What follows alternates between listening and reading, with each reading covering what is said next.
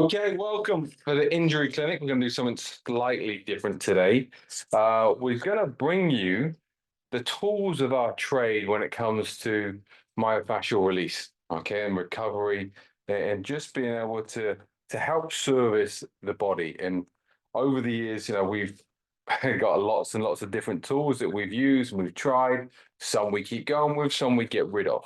Okay, but these are a selections of the ones that we use to a lesser or greater extent, and we're just gonna run through them now, obviously with Gav, and just talk about how we use them, why we use them, what they might be good for, more beneficial for, and those sorts of things, so that you have a really good understanding of what you need and what can help you. Because at the end of the day, everything we're doing here is to have stuff that to help you recover and perform and be injury free and just function day to day. So, we've gathered a lot over the years, haven't we? I'm just reminiscing about where the whole journey started about 10 years ago with Jill Miller yoga tune-up ball, right the way through to some of the more up-to-date technology. Yeah. So these three bits here, they're both, well, all three are from Jill Miller. And, we started looking at stuff from a guy called Dean Somerset, and that took us to Kelly Starrett, the Supple Leopard, and then in turn to Jill Miller. And these came as a pack. There was two of these.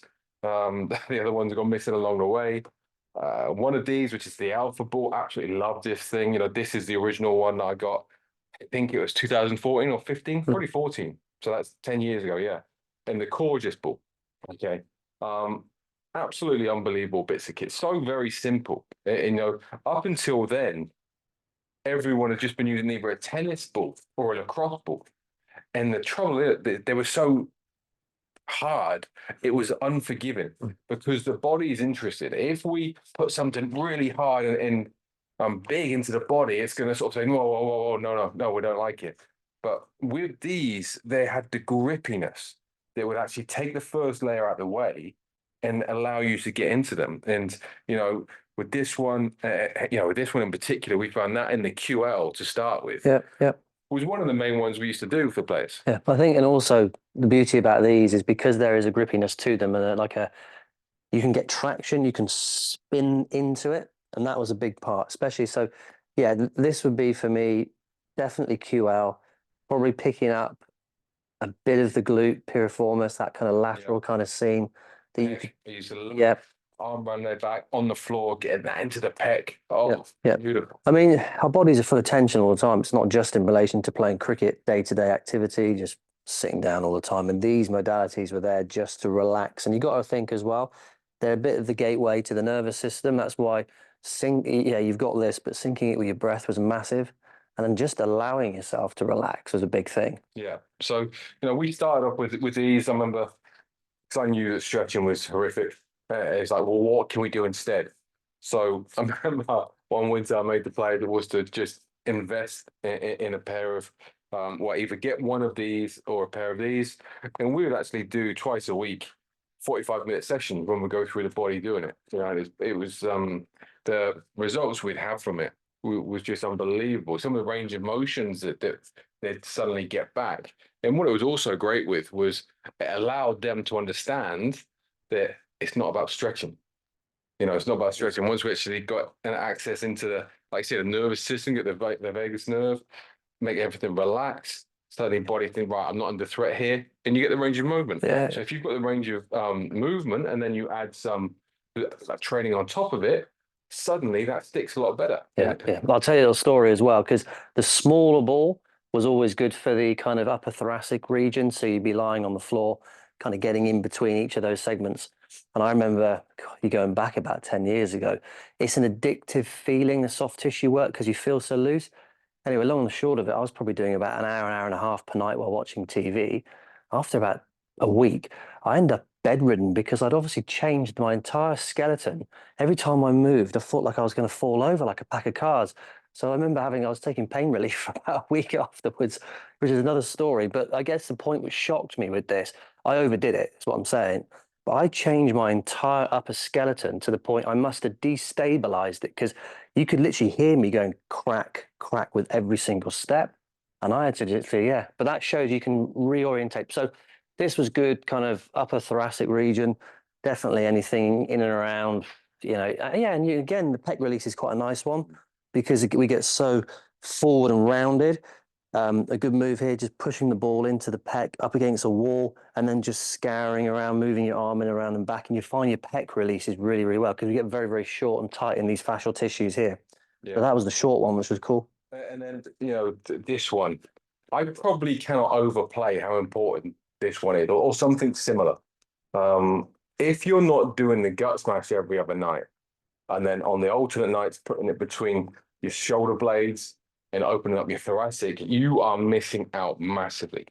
Honestly, the gut smash is huge. At the time, I didn't really understand why. Now I do. There was almost a thing of if you did it and then you feel better afterwards, obviously. But the range of movement was so big at the hip flexors, and people were saying it was a psoas release. We know it's not a psoas release. The psoas is so deep, we're never going to get to it. But it was all the structures around it and the fascia. When the fascia starts moving how it should, and the water starts flowing and everything, within the fascia, we've got to think of like a nice flowing river. It should be, okay? But it almost gets like cement when it's not moving.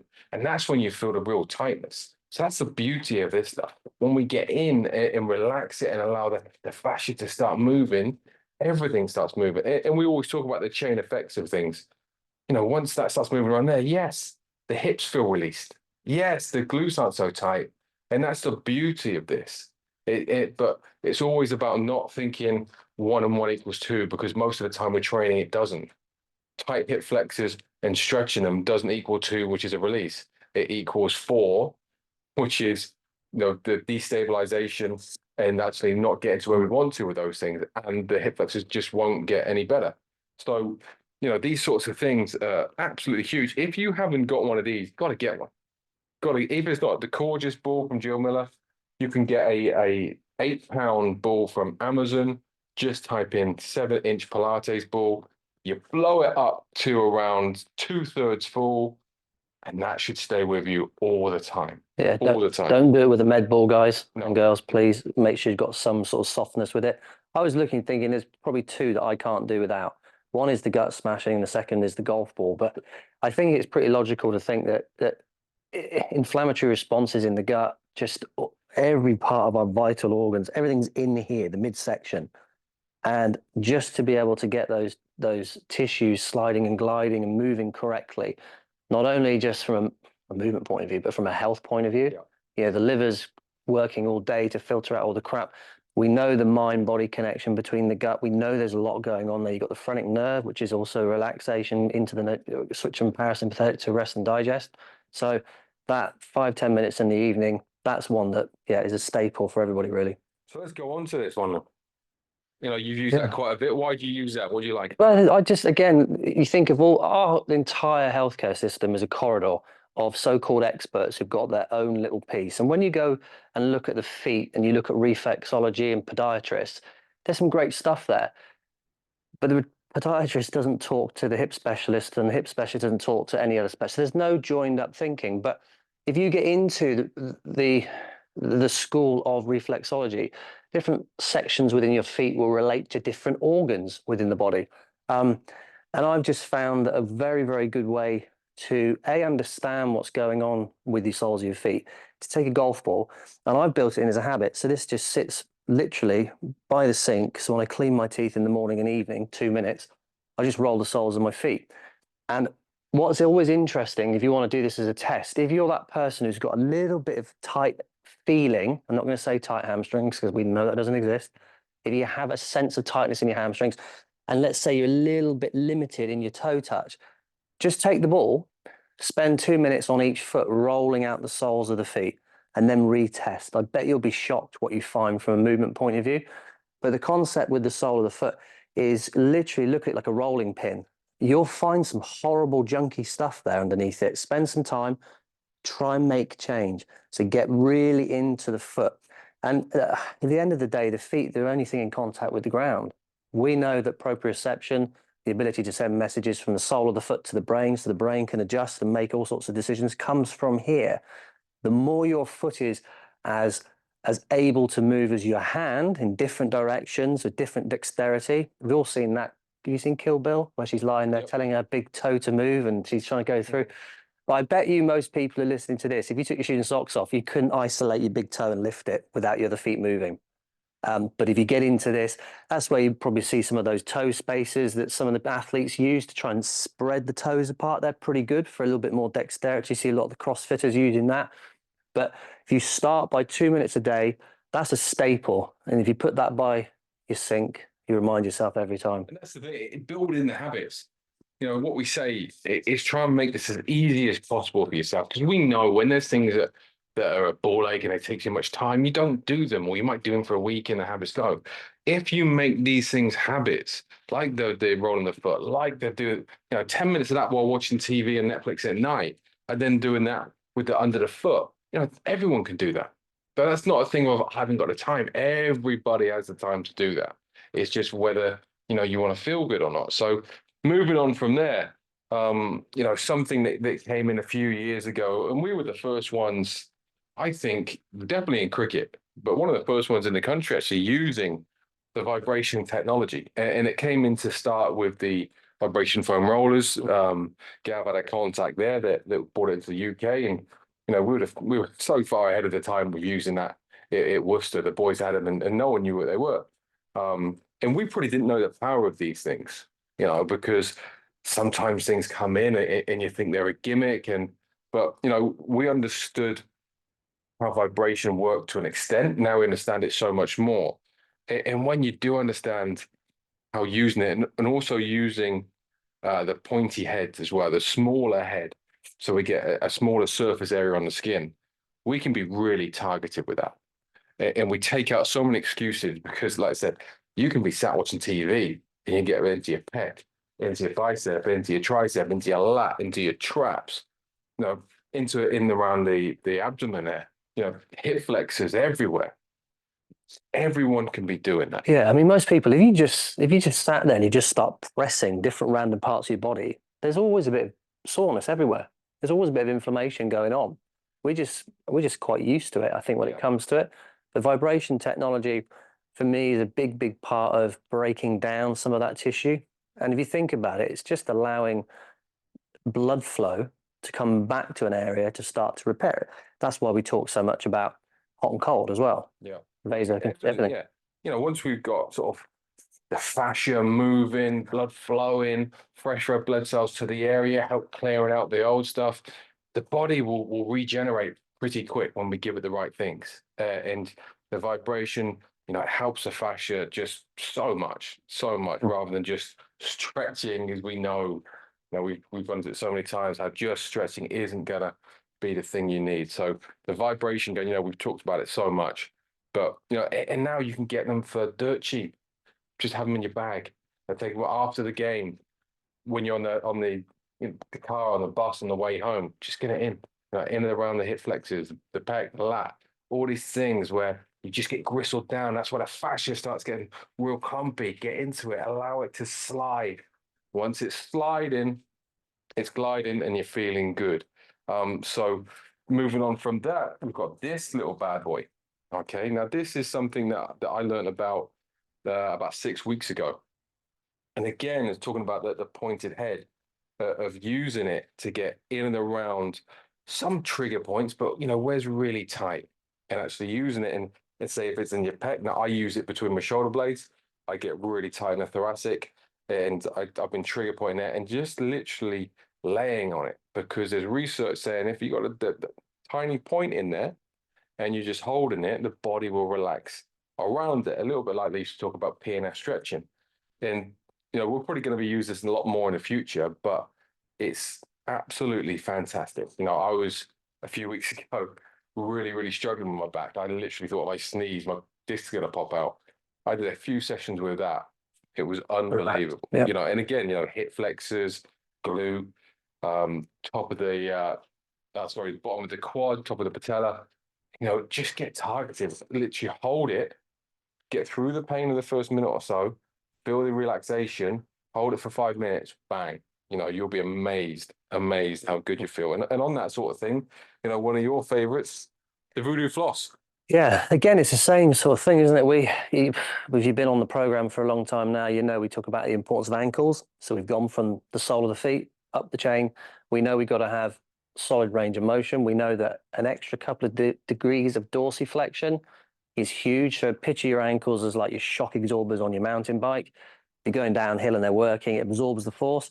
But if those shock absorbers are turned off, you're going down the mountain hanging on, the rest of your body is absorbing the force. And that's how I liken the ankles. So Voodoo Floss Band, if you haven't got one, you can pick these up on Amazon for, I think, about £8, £9. They're quite cheap. And we've got plenty of videos in the program about how you actually put this on. But for me, is on not just the ankle, but if you're wrapping any part of the body, again, it's that blood flow restriction.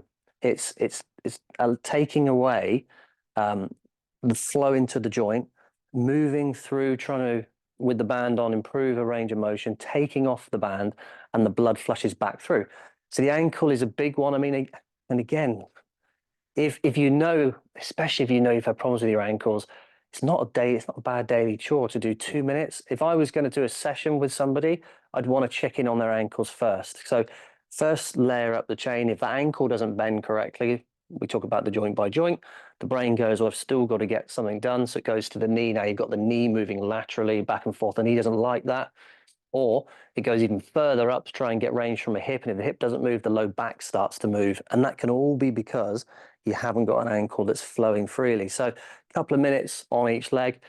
I would definitely say game day, if you're going to put this in as part of your movement prep, your movement flow, because it's just 2 minutes you can get relief. So the ankle's key with this. You can use that, you can wrap a knee with it and you can wrap a high hamstring. But again, I think that the ankle is the number one priority with this. We've done a little bit of shin as well with it, and we're actually using it at the moment, like I said, blood flow restriction. Obviously, the normal blood flow restriction equipment can be quite expensive. So you can be using that with some tendon training as well. That's what we're experimenting with at the moment and getting some really good results. And let's go to an old one that sort of come around a little bit, the block of wood, okay, the yoga block. Let's take the yoga wood out of it, but as a block, again, this can be not just on its own, but paired with other things, because you suddenly pair that with one of those, so you're getting into it a little bit more, you're raising it off the floor, or you can be pairing it with a ball, or even the golf club. That's the golf club, the golf ball. This is a great bit of kit. Really useful. You used it years ago. Yeah, it's funny really, because we're reminiscing as we're getting older and older. There was a fantastic hip extension release drill that we'll probably do a little video on. Now I've seen it because I have to show you. But literally, you put the block on the floor, you put in the front end of the kneecap in a lunge split position, and you're breathing through, and you can actually feel in the sort of the glute pelvic region, you can just feel the head of the femur slide forward. It's a bit like voodoo, kind of like weird magic. But we will do a video on that, because we got to keep thinking, like, what are the types of movement patterns we're locked out of, we're struggling with. We're missing hip, all of this. Hip extension's a big one, isn't it? Yep. The ability to activate the glute, to drive the head of the femur forward, so that we're not going into that lumbar extension as a compensatory pattern. Yeah, so we've got hip extension and then thoracic extension are the two bits. And then guess what happens? Lumbar extension, which we want to keep out of. Yeah. Yeah. And again, I mean, it took me 7 hours on the train to come up to Worcester yesterday. My body's in the right state now, but accessing things like extension again in the right areas is going to be key. So we'll do something on the yoga block, because that's massive. That. Yeah, brilliant. So that's a selection, with different tools for different needs, but they're all so useful. And to get these in your kit bag, that you've always got them, even if it's a voodoo floss, a gun, and a gorgeous ball. Most people have got one of these lying around. The other bits you can get, but those things have, and take care of your body. It's the only one you've got, and we want to keep you on the pitch, bowling fast, hitting runs, being great in the field, or keeping if you're a keeper. So use the tools, and if you've got any questions, as always, just ask.